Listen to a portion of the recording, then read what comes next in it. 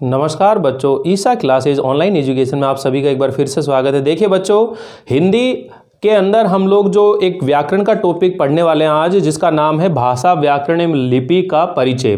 ध्यान रखिएगा बच्चों, ये जो टॉपिक है केवल आपके 2 नंबर का है और ये 2 नंबर भी जो है किस रूप में पूछे जाएंगे, ऑब्जेक्टिव टाइप के जो प्रश्न आएंगे, 2 प्रश्न ऑप्शन वाले, उसके अंदर आप लोगों को ये बताना है। तो पूरी डिटेल से आपको ढंग से चीजें सेट करनी पड़ेंगी क्योंकि ये 2 नंबर हमारे छूटने नहीं चाहिए। तो चलिए देखते हैं। सबसे पहले हम बात करते हैं कि ये जो भाषा शब्द है, अगर हम बात करें जो हिंदी है वो क्या चीज़ है, एक भाषा है। अगर हम बात यहाँ पर कर रहे हैं हिंदी के बारे में, किसके बारे में बात कर रहे हैं, हिंदी के बारे में, तो ये जो हिंदी शब्द है, सबसे पहले तो ये ध्यान में होना चाहिए ये किस भाषा का शब्द है। तो ये जो हिंदी शब्द है फारसी भाषा से बना है, यानी फारसी भाषा से ये शब्द क्या हुआ है, विकसित हुआ है। कौन सी भाषा से विकसित हुआ है, फारसी भाषा से विकसित हुआ है। अगर हम बात करेंगे अभी भाषा के बारे में, वो बात की बात है। पहले हम बात करते हैं कि जो हिंदी शब्द है ये हिंदी शब्द फारसी भाषा से क्या हुआ है, विकसित हुआ है। कि जो फारस देश के लोग थे वो सिंधु के किनारे रहने वाले जो लोग थे, यानी कि वो सै की जो ध्वनि होती है उसको है के रूप में उच्चारित करते थे, तो वह सिंधु को क्या बोलते थे, हिंदू बोलते थे। और उसी हिंदू में से फिर दै में बदला और उसमें इक प्रत्यय जुड़ा, हिंदीक, और हिंदीक से फिर वो हिंदी शब्द बना। तो कुल मिलाकर ये फारसी भाषा का शब्द है। क्योंकि ऑब्जेक्टिव में ध्यान रख लेना, आपसे पूछा जा सकता है कि हिंदी शब्द जो है ये किस भाषा का शब्द है, तो आपने ध्यान रखना है फारसी भाषा का शब्द है। फिर हम बात करते हैं कि जो हिंदी है यहां पर ये क्या चीज है, भाषा है। ये क्या चीज है, ये भाषा है। तो एक तो होती है भाषा होती है और एक होती है उपभाषा। क्या चीज होती है बच्चों, उपभाषा। ये जो उपभाषा होती है, यहां पर हम बात करेंगे कि हमारी जो हिंदी भाषा है उसको 5 उपभाषाओं में और 17 बोलियों के अंदर इसको व्यक्त किया गया है, यानी कि 17 बोलियां। तो अपन ये ध्यान रख सकते हैं, एक वैसे भी सोचें तो बोली और भाषा जैसे एक ही चीज होती है, लेकिन इसमें थोड़ा सा अंतर होता है, वो मैं बताऊंगा आप लोगों को। तो यहां पर हम बात करते हैं भाषा शब्द। ये जो भाषा शब्द है ये संस्कृत की भाष धातु से बना है और इसमें आ प्रत्यय जुड़ने से ये शब्द क्या बन गया है, भाषा बन गया है। ये क्या बन गया है, भाषा। यानी ये भाषा का अर्थ ही क्या होता है, व्यक्त करना या कहना।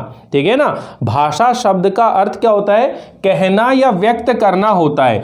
यानी हम ये कह सकते हैं कि जो मनुष्य है अपने मन में जो विचार होते हैं, मन में जो भाव होते हैं, उन्हें जब एक दूसरे के सामने व्यक्त करते हैं, यानी कि मनुष्य जब अपने विचारों को, अपनी भावनाओं को या तो बोल करके या फिर लिख करके जब एक दूसरे के सामने व्यक्त करते हैं, तो वो क्या कहलाता है, जिस माध्यम से ये कार्य होता है वह माध्यम क्या कहलाता है, भाषा कहलाता है।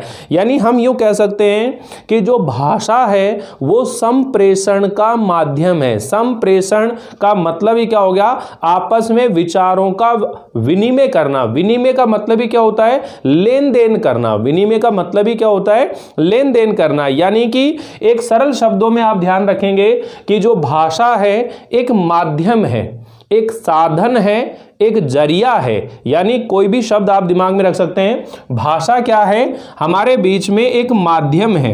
ठीक है, माध्यम है या फिर साधन है। और ये माध्यम या साधन किस चीज का है, विचार, यानी विचारों का, भावों का विनिमय करने का। क्या करने का, विनिमय। अब विनिमय का मतलब ही क्या होता है, लेन देन। यानी कि विचार और भावों को एक दूसरे के सामने व्यक्त करने का क्या है, माध्यम है। और ये जो हम बात करते हैं विचारों का जो विनिमय करते हैं, लेन देन करते हैं, ये किस तरह से होता है, या तो हम बोल करके करते हैं। किस तरह से करते हैं, बोल करके करते हैं, या फिर किस तरह से करते हैं, लिख करके व्यक्त करते हैं। या तो बोल करके व्यक्त करते हैं या फिर लिख करके व्यक्त करते हैं। तो यहां पर देखिएगा, एक तो बोलने की बात हो रही है और एक लिखने की। तो ये जो बोलने का मतलब हो गया ये मौखिक, बोलने का मतलब क्या हो गया, मौखिक भाषा। और अगर हम लिख करके व्यक्त कर रहे हैं तो ये क्या हो गई आपकी लिखित भाषा। क्या होती है, लिखित भाषा। तो एक तो मौखिक भाषा और एक लिखित भाषा। जो मौखिक भाषा होती है उसको सामने वाला व्यक्ति सुन करके अर्थ ग्रहण करता है, सुन करके क्या करेगा, अर्थ ग्रहण करेगा, ठीक है। और जो लिखित भाषा होती है उसको सामने वाला व्यक्ति पढ़कर के अर्थ ग्रहण करेगा, पढ़कर अर्थ ग्रहण करता है, ठीक है ना। तो ये थोड़ी सी चीजें आप समझने की कोशिश करिएगा। यहां पर कुल मिलाकर अगर हम भाषाई कौशलों की बात करें तो भाषा के 4 कौशल होते हैं। कितने कौशल होते हैं, सुनना, पढ़ना, लिखना, बोलना। जिसको हम शॉर्टकट तरीके से अगर बात करें तो ये होता है बच्चों सुब्बोपल्ली। क्या चीज होती है ये, सुब्बोपल्ली होती है। यानी कि सु से मतलब क्या हो गया, सुनना हो गया, और बो से मतलब क्या हो गया, बोलना हो गया, और अगर पै से बात करें तो इसका मतलब हो गया पढ़ना, और ली से मतलब हो गया लिखना। यानी भाषा वैज्ञानिक जो हैं वो किसी भी भाषा को सीखने का जो क्रम बताते हैं वो क्या क्रम होता है बच्चों, सुब्बोपल्ली। यानी कि बालक का जब जन्म होता है तो जन्म में यानी 0 साल का है, अभी जन्म हुआ है, और जन्म के बाद में वह बालक घर के अंदर ही जितनी भी ध्वनियां होती हैं उनको वह सुनने का कार्य करता है। हम सोचते हैं कि बालक है, इसको क्या पता, अभी तो ये 6 महीने का है, अभी तो ये साल भर का ही है, ये क्या समझेगा। और उसके मम्मी पापा, उसके दादा दादी, यानी कि घर में जो भी मेहमान आते हैं वो कुछ ना कुछ शब्द बोलते रहते हैं, और वो जो बालक है वो चुपचाप बेड पर लेटा हुआ, टांगे चलाता हुआ और सब चीजों को क्या कर रहा होता है, सुन रहा होता है, सुन रहा होता है, सुन रहा होता है। धीरे धीरे जब वो बोलने लायक हो जाता है, यानी कि जब वह बोलना शुरू करता है, जो शब्द उन्होंने सुन रखे थे वही शब्द वो क्या करना शुरू कर देता है बच्चों, बोलना शुरू कर देता है। वही शब्द क्या करना शुरू कर देता है, बोलना शुरू कर देता है। यानी हम कई बार बच्चों में ये देखते हैं कि यार ये बालक ये बातें कहां से सीख कर आता है, कौन सिखाता है इसको, ये ऐसे कैसे बोल रहा है, ये कहां से सीख के आया है। जबकि उसे ये नहीं मालूम होता है वो सारी बातें उन्हीं के घर वालों ने सिखाई है। क्योंकि बालक की जब पहली पाठशाला की अगर बात करते हैं तो वह घर ही होता है, और अगर पहला कोई शिक्षक होता है तो उसके माता पिता ही होते हैं। माता का जो रोल होता है, भूमिका होती है, वो भी बहुत बड़ी होती है। हम यहां पर अभी धीरे धीरे मैं आप लोगों को उस दिशा में लेके चलूंगा, बहुत बढ़िया तरीके से टॉपिक क्लियर होने वाला है। तो यहां पर देखिएगा हम किन चीजों की बात कर रहे हैं, बोलकर और लिखकर के बात कर रहे हैं। तो अगर आपसे यह पूछ लिया जाए भाई भाषा क्या है, भाषा क्या है, तो भाषा का मतलब होता है, भाषा एक माध्यम है, एक जरिया है जिसके द्वारा मनुष्य अपने विचारों का विनिमय करता है। यानी अपने विचार और भावों को एक दूसरे के सामने क्या करता है, व्यक्त करता है, ठीक है ना। सामने वाले व्यक्ति के विचारों को ग्रहण करता है और अपने विचारों को, अपनी भावनाओं को दूसरों के सामने व्यक्त करता है। तो ये जिस माध्यम से कार्य होता है वह माध्यम क्या कहलाता है, भाषा कहलाता है, ठीक है। तो आप ये ध्यान रख लेना, क्वेश्चन जब अब की बार बनेगा, क्योंकि मैं आपको बता चुका हूं पहले ही कि ऑब्जेक्टिव टाइप के प्रश्न आने वाले हैं, इसलिए आपको ज़्यादा बड़े बड़े क्वेश्चन याद करने की जरूरत नहीं है कि आप रटना शुरू कर दो। कॉन्सेप्ट को क्लियर करके चलिएगा तो आप चीज़ों को बहुत जल्दी आसानी से चीज़ें समझ जाएंगे। तो यहाँ पर ध्यान रखिएगा कि विचारों का विनिमय का माध्यम क्या है, भाव और विचारों का विनिमय का माध्यम क्या है, भाषा है, ठीक है। भाषा के माध्यम से किस बात का विनिमय होता है, ये शब्द दिमाग में रखना, किस बात का विनिमय होता है, विचारों और भावों का विनिमय होता है। किसका होता है, विचारों और भावों का विनिमय होता है। भाषा में लिखी हुई किसी बात को किस माध्यम से ग्रहण किया जाता है, पढ़कर के ग्रहण किया जाता है। उसका जो भाव होता है या उसमें लिखे हुए विचार होते हैं, तो जब लिखित भाषा होती है तो उसे पढ़कर के उसके भाव और अर्थ को ग्रहण किया जाता है, और जब किसी भाव और विचार को बोला जाता है तो उसे किस माध्यम से किस माध्यम से उसे ग्रहण किया जाता है, तो यानी उसे सुन करके क्या किया जाएगा, ग्रहण किया जाएगा।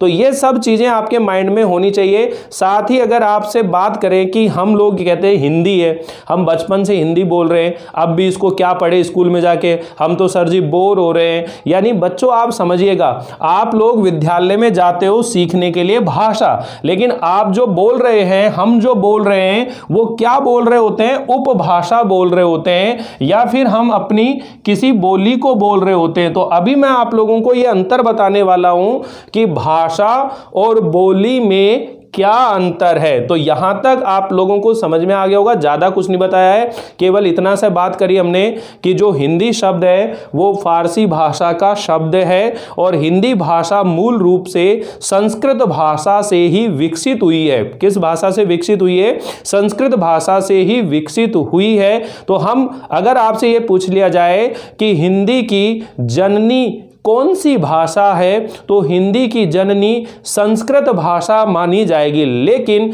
अब यहां पर भी ऑप्शन के ऊपर आपका उत्तर डिपेंड हो जाता है। मैं आप लोगों को यहां इसका पूरा क्रम समझा देता हूं, तो ये समझ लीजिएगा। दूसरी बात है कि जो भाषा शब्द है ये एक संस्कृत की किस धातु से बना है, तो संस्कृत की भाष धातु से भाषा शब्द बना है। क्या बना है, भाष शब्द से, भाष धातु से भाषा शब्द बना है। और भाषा का मतलब क्या होता है, भाषा एक माध्यम है, एक साधन है जो भाव और विचारों का क्या करता है, विनिमय करने के कार्य आता है। और भाषा कितने रूपों में हमारे सामने आती है, तो भाषा दो रूपों में हमारे सामने आती है, एक मौखिक रूप में आती है और एक लिखित रूप में आती है। यानी भाषा के ये दो रूप हो गए, एक मौखिक और एक लिखित होता है। तो आप सभी स्टूडेंट एज इट इज जैसे बोर्ड पे मैंने लिख रखा है, इसी तरह से आप अपनी नोटबुक के अंदर नोट कर लें, क्योंकि पढ़ने में आसानी रहेगी, आपको ऐसा कैसा ही दिख जाएगा, कोई दिक्कत नहीं आएगी। तो भाषा के कितने रूप होते हैं, मौखिक रूप और लिखित रूप। भाषा अपने कौन से रूप में परिवर्तनशील होती है, तो भाषा का जो मौखिक रूप होता है, यहां रख लेना, भाषा का जो मौखिक रूप होता है वो परिवर्तनशील होता है। कैसा होता है, वो परिवर्तनशील होता है। क्यों होता है कि जब हम शब्दों को बोलते हैं तो हमारे शब्दों के ऊपर जो क्षेत्रीय भाषा के शब्द होते हैं या क्षेत्रीय जो लहजा होता है उसके प्रभाव की वजह से उन भाषा के उच्चारण करते समय उन शब्दों के अंदर अंतर आ जाता है। तो भाषा का जो लिखित रूप होता है बच्चों, वह हमेशा परिवर्तनशील होता है, और भाषा का जो लिखित रूप होता है वह अपरिवर्तनशील होता है। कौन सा होता है, अपरिवर्तनशील होता है। भाषा के कौन सा रूप है जिसमें व्याकरण सम्मत अधिक होती है, यानी कि भाषा का कौन सा ऐसा रूप है जिसका संबंध व्याकरण से अधिक होता है, तो भाषा का जो लिखित रूप होता है इसका व्याकरण सम्मत अधिक होती है। यानी भाषा का जो लिखित रूप है व्याकरण से सम्मत होता है इसका, ठीक है। यानी सम्मत का मतलब संबंध होता है, यानी व्याकरण से संबंधित होती है लिखित भाषा, क्योंकि लिखित भाषा के अंदर हमेशा व्याकरण का प्रयोग किया जाएगा। जैसे मान लीजिए अपन कोई वाक्य है, जैसे कह रहे भाई कहाँ जा रहे हो, तो एक वाक्य है भाई कहाँ जा रहे हो, लेकिन इसी वाक्य को अगर हम अलग अलग क्षेत्रों में सुनेंगे तो कोई कह रहा हो कहाँ जा रहे हो, कित जा रहे हो, कठे जा रहे हो, थे काय करबा जा रहे हो, ठीक है ना, का करबे जा रहे हो, कित जा रहे हो, कुठे जा रहे हो, काई कह रहे हो, समझ में आई नहीं है। कितने तरीके से इसको हम बोलेंगे, ठीक है ना, हर क्षेत्र का अलग अलग हिसाब होता है। तो कहने का मतलब है कि भाषा चाहे हम मौखिक रूप में किसी भी रूप में बोल रहे हैं, उसको किसी भी तरह उच्चारण कर रहे हैं, लेकिन किसी भी क्षेत्र का व्यक्ति क्यों ना हो, जब वह हिंदी भाषा को लिखेगा तो उसे बिल्कुल शुद्ध ही लिखना पड़ेगा। तो भाषा का जो लिखित रूप होता है वह व्याकरण सम्मत अधिक होता है। व्याकरण का प्रयोग होने से जो लिखित भाषा है वह अपरिवर्तनशील हो जाती है, क्योंकि व्याकरण के जो नियम और सिद्धांत जब उसमें प्रयोग होने लग जाते हैं तो वह भाषा जो है उसका रूप कभी बदलता नहीं है, यानी वो अपरिवर्तनशील होती है। तो भाषा का लिखित रूप जो होता है व्याकरण सम्मत होता है, अपरिवर्तनशील होता है, और भाषा का जो मौखिक रूप है यानी मौखिक भाषा होती है वो परिवर्तनशील होती है और व्याकरण सम्मत नहीं होती है। जो मौखिक भाषा होती है वो व्याकरण सम्मत नहीं होती है। तो यहां पर हम लिख देते हैं व्याकरण सम्मत नहीं होती है। ठीक है, तो ये सारे प्रश्न आप लोगों को दिमाग में रखने, इसको कोई दिक्कत नहीं है, याद करने की ये जरूरत नहीं है आप लोगों को, ये नहीं पूछा जाएगा। ये भाषाई कौशलों को बच्चों के अंदर जब विकसित किया जाता है उस समय होता है। तो जो बीएड के विद्यार्थी हैं, एसटीसी के विद्यार्थी हैं, उनको यहाँ पर मनोविज्ञान जब पढ़ाते हैं तो वहाँ पर ये चीज़ें सिखाई जाती है। और जो शिक्षण विधियाँ जो रीट की तैयारी कर रहे हैं तो उनके लिए ये चीज़ें पढ़ाई जाती है। तो वो बाद में जो विद्यार्थी रीट की तैयारी कर रहे होंगे या आगे किसी टीचर की तैयारी जब कर रहे होंगे तो वहां मैं आप लोगों को ये सब चीजें बताऊंगा। तो यहां ये आप एक बार इसका स्क्रीनशॉट ले लीजिए, फिर मैं बताता हूं भाषा और उपभाषा में अंतर क्या है। ठीक है, चलिए इसको मैं मिटा देता हूं। तो देखिए भाषा का जो परिभाषा है वो आप लोगों को क्लियर होगी। भाषा वह माध्यम है जिसके द्वारा मनुष्य अपने भाव और विचारों को बोलकर या लिख करके एक दूसरे के सामने व्यक्त करता है, उसे हम क्या कहते हैं? भाषा कहते हैं। क्या कहते हैं उसको? भाषा। तो यहां पर देखिएगा, भाषा वह माध्यम है जिसके द्वारा मनुष्य अपने भाव व विचारों को बोलकर या लिखकर एक दूसरे के सामने प्रकट करता है।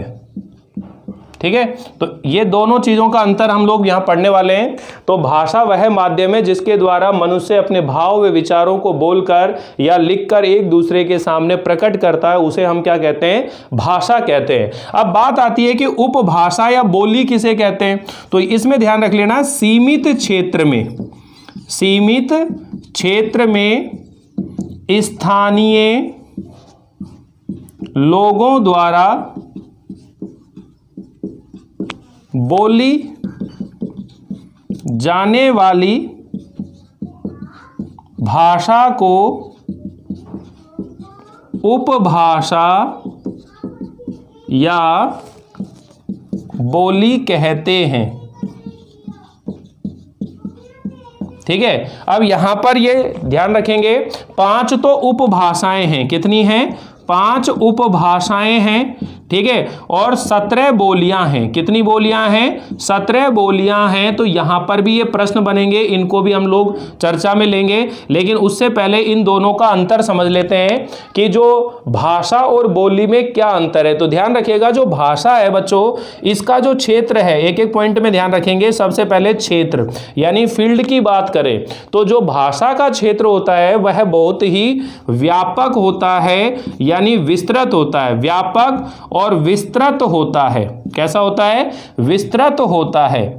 अब व्यापक और विस्तृत का मतलब होता है कि बहुत बड़े क्षेत्र में उसे बोला जाता है। अब देखिए, हिंदी की अगर हम बात करें तो राजस्थान में भी बोली जा रही है, यूपी में भी बोली जाती है, बिहार में भी बोली जा रही है, दिल्ली के अंदर भी बोली जाती है, छत्तीसगढ़ में भी बोली जाती है। यानी अपने देश के कितने सारे स्टेट के अंदर इस हिंदी भाषा को बोला जाता है। तो इसका जो क्षेत्र है बहुत ही व्यापक है और इसे संविधान के अंदर हमारी जो राष्ट्रभाषा है, राजभाषा है, इसके रूप में भी इसको जो अधिकार मिला हुआ है। तो आगे हम बात भी करेंगे भाषा, राष्ट्रभाषा क्या होती है, राजभाषा क्या होती है और मातृभाषा क्या होती है, इनका अंतर भी आप लोगों को समझ में आएगा। तो पहले देखिए कि जो भाषा है उसका क्षेत्र व्यापक और विस्तृत होता है, जबकि जो उपभाषा होती है इसका जो क्षेत्र होता है बच्चों वह सीमित होता है। कैसा होता है? सीमित व स्थानीय होता है।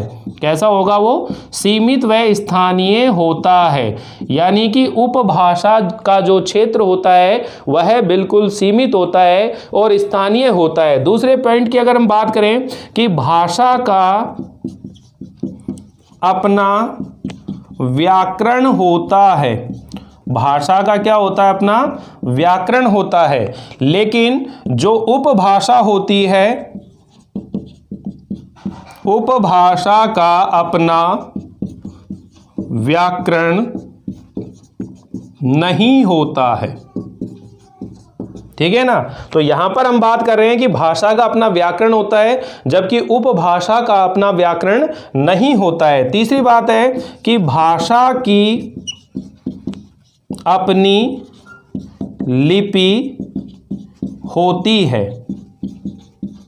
ठीक है? और यहां पर अगर हम बात करें तो उपभाषा की लिपि नहीं होती है। चौथा बिंदु है कि जो भाषा है इसका धार्मिक व राजनीतिक दृष्टि से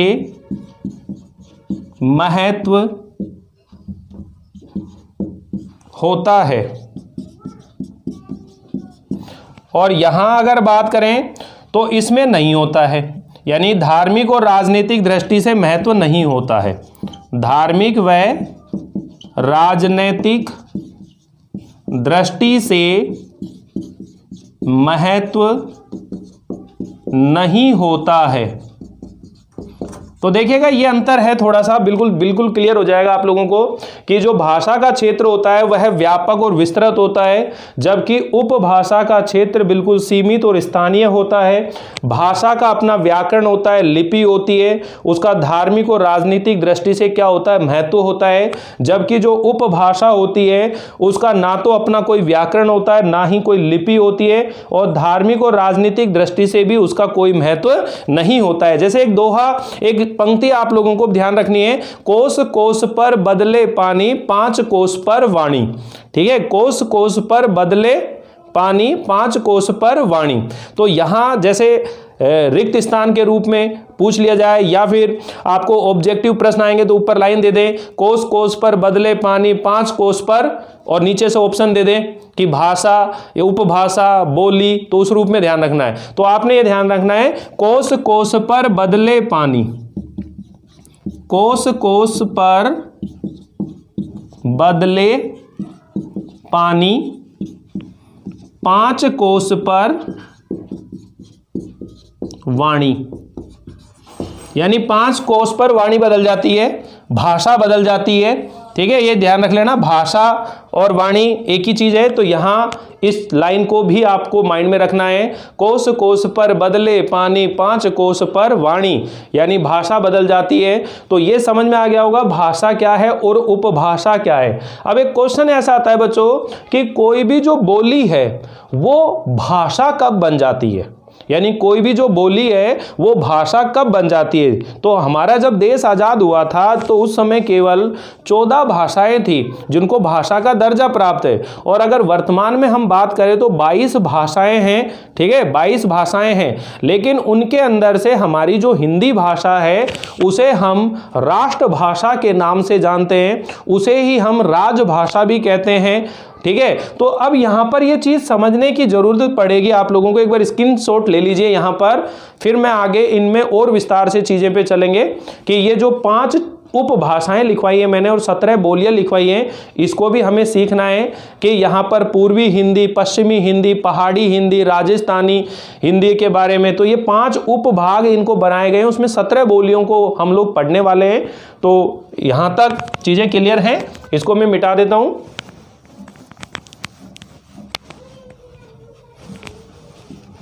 देखिएगा यहां अब हम बात करेंगे भाषा का जो अंतर है, ये चीज आप लोगों को क्लियर हो गई है।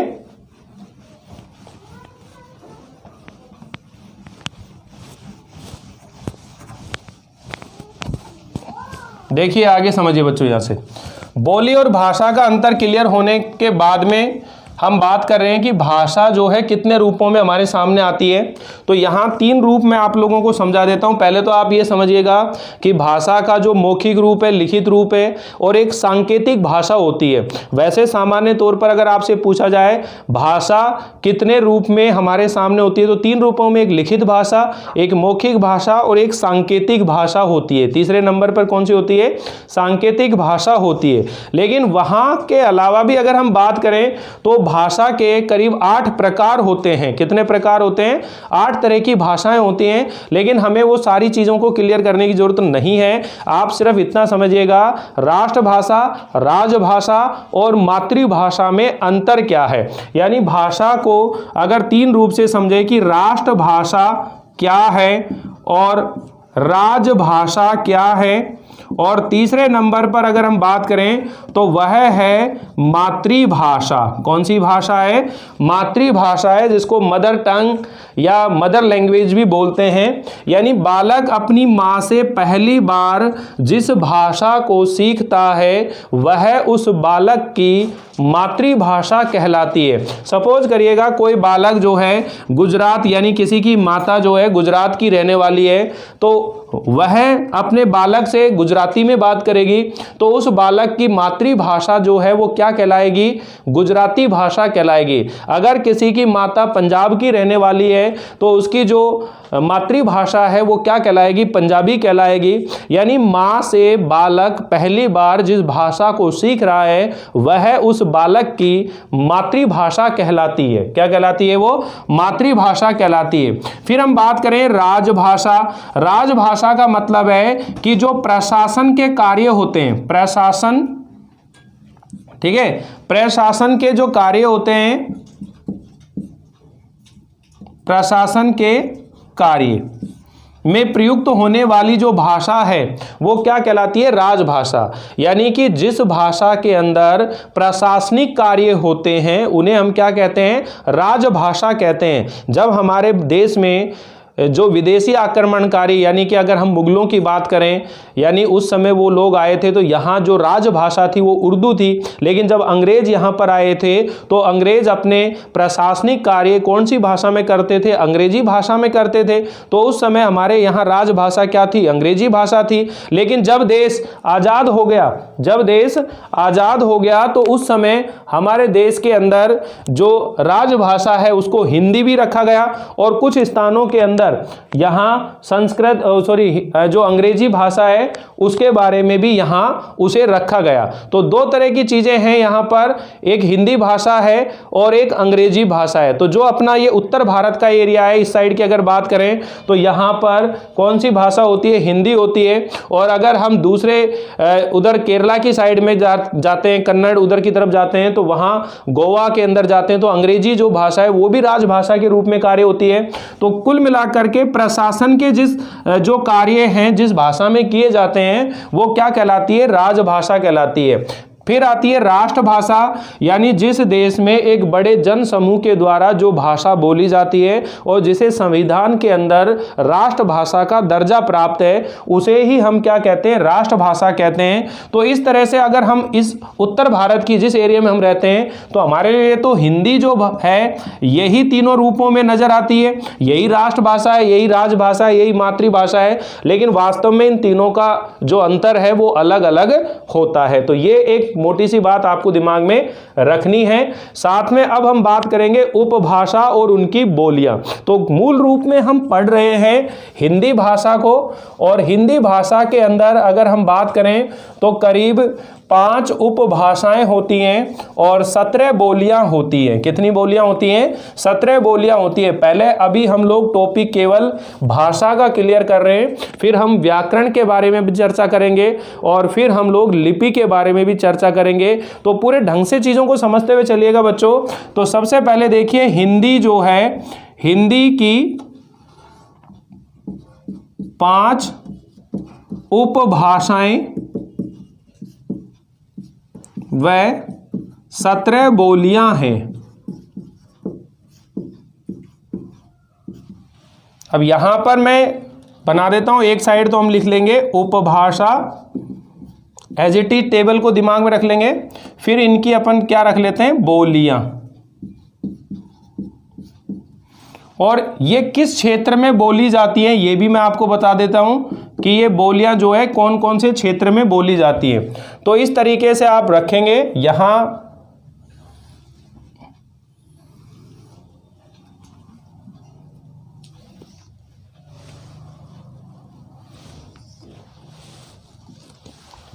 ठीक है, तो यहां पर देखिएगा, सबसे पहले हम बात करेंगे बच्चों इन बोलियों के बारे में, इन भाषाओं के बारे में। तो सबसे पहले जो आती है पश्चिमी हिंदी आती है। कौन सी आती है, पश्चिमी हिंदी आती है। ये मैं आपके सामने लिख देता हूं। सबसे पहले देखिए कौन सी होती है, पश्चिमी हिंदी। कौन सी होती है, पश्चिमी हिंदी। दूसरे नंबर पर अगर हम बात करें तो वह होती है पूर्वी हिंदी, यानी पूर्वी दिशा की हिंदी, पूर्वी हिंदी। और तीसरे नंबर पर हम बात करते हैं पहाड़ी। चौथे नंबर पर जो है राजस्थानी। चौथे नंबर पर क्या ध्यान रखना है, राजस्थानी। और पांचवें नंबर पर अगर हम बात करेंगे तो वो है बिहारी। तो इस तरह से ये 5 तो क्या हो गई, उपभाषाएं हो गई। ये तो उपभाषाओं का नाम हो गया। तो आपसे एग्जाम में जैसे एक एक लाइन का उत्तर आने वाला है, एक एक नंबर का, तो आपसे पूछ सकते हैं निम्न में से पश्चिमी हिंदी की बोली कौन सी नहीं है, कौन सी है। इसलिए ये सारे की सारी 5 उपभाषाएं और इनकी बोलियां आप लोगों को ध्यान रखनी है। क्षेत्र अगर ध्यान नहीं रखोगे तो कोई दिक्कत नहीं है, क्षेत्र के बारे में नहीं पूछा जाएगा, लेकिन अगर रख सकते हो याद तो उसमें कोई बुराई भी नहीं है। तो देखिएगा बोलियों के बारे में बात कर रहे हैं, 17 बोलियां। तो यहां पर ये जो 5 बोली हैं पश्चिमी हिंदी के अंदर, सबसे पहले जो है वो है कोरवी। कौन सी है, कोरवी। दूसरे नंबर पर अगर हम बात करें तो वो है हरियाणवी। और अगर तीसरे नंबर पर हम बात करें तो वह है ब्रजभाषा। और चौथे नंबर पर जो है वो है बुंदेली। ठीक है, चौथे नंबर पर जो है वो है बुंदेली। और अगर 5वें नंबर पर बात करें तो वो है कन्नौजी। कौन सी है, कन्नौजी। तो ये 5 आपको ध्यान रखनी है। और इनका क्षेत्र है हरियाणा और उत्तर प्रदेश। हरियाणा और उत्तर प्रदेश के अंदर ये 5 बोलियां बोली जाती हैं, हरियाणा और उत्तर प्रदेश। तो ध्यान रखिएगा, कोरवी, हरियाणवी, ब्रज, बुंदेली और कन्नौजी ये पश्चिमी हिंदी के नाम से जानी जाती हैं, पश्चिमी हिंदी कहलाती हैं। ठीक है, और पूर्वी हिंदी के अंदर कौन कौन सी बोलियां हैं, तो वो 3 बोलियां हैं पश्चिमी हिंदी के अंदर बच्चों। सबसे पहले अगर हम बात करें तो वो है अवधी। कौन सी है, अवधी। दूसरे नंबर पर अगर हम बात करें तो वो है भगेली। और तीसरे नंबर पर हम बात करें तो वो है छत्तीसगढ़ी। छत्तीसगढ़ी ये बेटा रटने वाली चीज है, आपको रटनी पड़ेंगी। उत्तर प्रदेश और मध्य प्रदेश, उत्तर प्रदेश और मध्य प्रदेश के अंदर ये बोलियां बोली जाती है, अवधी, भगेली और छत्तीसगढ़ी। तीसरे नंबर पर है पहाड़ी के अंदर 2 भाषाएं आपको दिमाग में रखनी है। एक तो है कुमायूनी, कुमायूनी। ठीक है, और एक जो दूसरे नंबर पर है वो है गढ़वाली। कौन सी है, गढ़वाली। ये कहां पर बोली जाती है, उत्तराखंड और हिमाचल प्रदेश में। उत्तराखंड और हिमाचल प्रदेश के अंदर ये बोलियां बोली जाती हैं। और राजस्थानी भाषा के अंदर एक तो है नंबर 1 मेवाती। ठीक है, दूसरे नंबर पर है मारवाड़ी। तीसरे नंबर पर है मालवी। और चौथे नंबर पर है ढूंढाड़ी। ठीक है, ये राजस्थान में ही बोली जाती हैं। तो ये राजस्थान की प्रमुख बोलियां हो गई, राजस्थान। और अगर 5वें नंबर पर बात करें तो यहां पर जो है एक तो है भोजपुरी। ठीक है, दूसरे नंबर पर है मैथिली। और तीसरे नंबर पे अगर हम बात करते हैं तो वह है आपकी मगही। इनका उत्तर प्रदेश के अंदर बोली जाएंगी, बिहार के अंदर, ठीक है, और झारखंड के अंदर। तो ये टोटल देखिएगा 17 बोलियां हो गई है। यहां पर जो है आपके सामने 5 और 3 8 9 10 11 12 13 14 15, 16 और 17, ये 17 जो हैं टोटल ये बोलियां हैं बच्चों। यहाँ पर पश्चिमी हिंदी, पूर्वी हिंदी, तो ये टेबल जो है आप लोगों को पूरी याद होनी चाहिए। एक बार मैं आप लोगों को याद करा देता हूं कैसे करना है कि अगर आपसे ये पूछ लिया जाए, क्वेश्चन कैसे पूछा जाएगा, निम्न में से पश्चिमी हिंदी नहीं है, और ऑप्शन में दे दिया एक कोरवी और 3 ये दे दिए अवधी, बघेली और छत्तीसगढ़ी, तो कौन सी नहीं है? कोरवी जो है पश्चिमी हिंदी है और ये बाकी 3 नहीं है। तो कुल मिलाकर आपने क्या दिमाग में रखना है कि कोरवी, हरियाणवी, ब्रज, बुंदेली, कन्नौजी, यानी कि 5 भाषाएं, 5 बोलियां जो हैं वो पश्चिमी हिंदी है, और 3 जो बोली है अवधी, बघेली, छत्तीसगढ़ी, ये पूर्वी हिंदी है। कुमायूनी, गढ़वाली ये पहाड़ी हैं। मेवाती, मारवाड़ी, मालवी, ढूंढाड़ी ये जो लैंग्वेज है, ये बोलियां जो है एक तरह से राजस्थानी है, और भोजपुरी, मैथिली और मगही ये बिहारी हैं। तो उस तरह से पूरी टेबल आपको दिमाग में रखनी है। अभी हम लोगों ने यहां तक चर्चा करी है भाषा क्या है, ठीक है, भाषा के कितने रूप होते हैं, भाषा शब्द जो है संस्कृत की किस धातु से बना है, साथ ही हम बात कर रहे हैं हिंदी शब्द जो है वो किस भाषा से विकसित हुआ है, फारसी भाषा से ही विकसित हुआ है, ठीक है। और यहां पर भाषा और उपभाषा में अंतर क्या है, हिंदी की उपभाषाएं कितनी हैं और उनकी बोलियां कितनी हैं, इस टाइप से ये पूरा टॉपिक आप लोगों को दिमाग में रखना है, याद करना है। अभी इस वीडियो में केवल इतना ही पढ़ेंगे। नेक्स्ट वीडियो के अंदर हम लोग अभी इसमें और चर्चा करने वाले हैं व्याकरण के बारे में, भाषा के कितने अंग होते हैं, कितनी इकाइयां होती हैं, ठीक है, व्याकरण के कितने अंग होते हैं, लिपि किसे कहते हैं, इन तमाम प्रश्नों के ऊपर हम लोग चर्चा करेंगे। एक और वीडियो बन जाएगा, 2 वीडियो के अंदर आपका ये टॉपिक कंप्लीट हो जाएगा। तो आप इसी तरह से जुड़े रहिए, बने रहिए। मिलते हैं अगली बार इस टॉपिक को कंप्लीट करते हुए, तब तक के लिए थैंक यू, बाय बाय।